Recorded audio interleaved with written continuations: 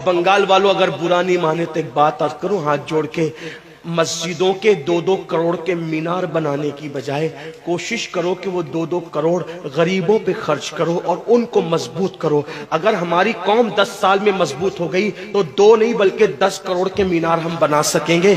इसलिए मेरी गुजारिश है, जलसों के खर्चे भी कम करो, शादियों के खर्चे भी कम करो और सब खर्चे कम करके अपनी कौम को मजबूत करो। हुजूर अलैहिस्सलाम इसीलिए तशरीफ लाए थे। तो दीनदार बनो, मालदार बनो और नंबर 3 एजुकेशन पे बहुत मेहनत करो।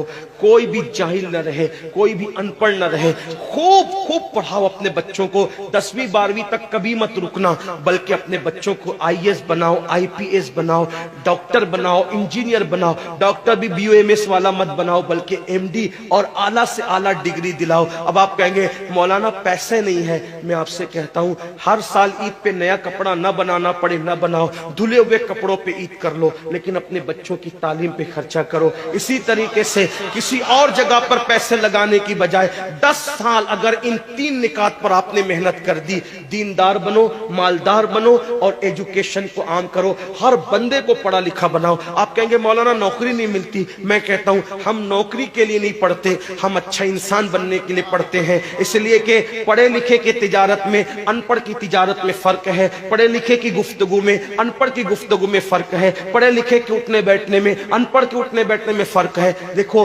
आप ये नहीं कहता हूं कि आप सब अनपढ़ हो, लेकिन एक बात आपसे कहता हूं, महफिल में पढ़े लिखों का अंदाज और होता है, अनपढ़ लोगों का अंदाज और होता है। खाने में, पीने में, उठने में, बैठने में तालीम को आम करो।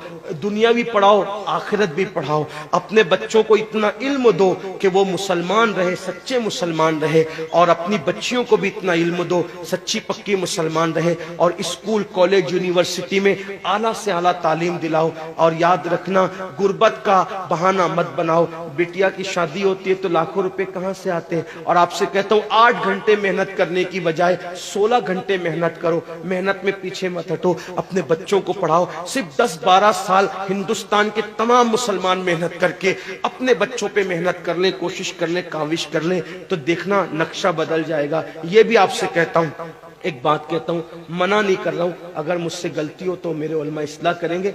आप मेरी जात को देख के कबूल नहीं करना। बाप के चेहलुम पर 40 देग पकाने की बजाय 1 देग पकाओ। उन 40 देगों का खर्चा बचाकर किसी बच्चे की तालीम पर अपने बाप के इसाले सवाब के लिए खर्चा कर दो।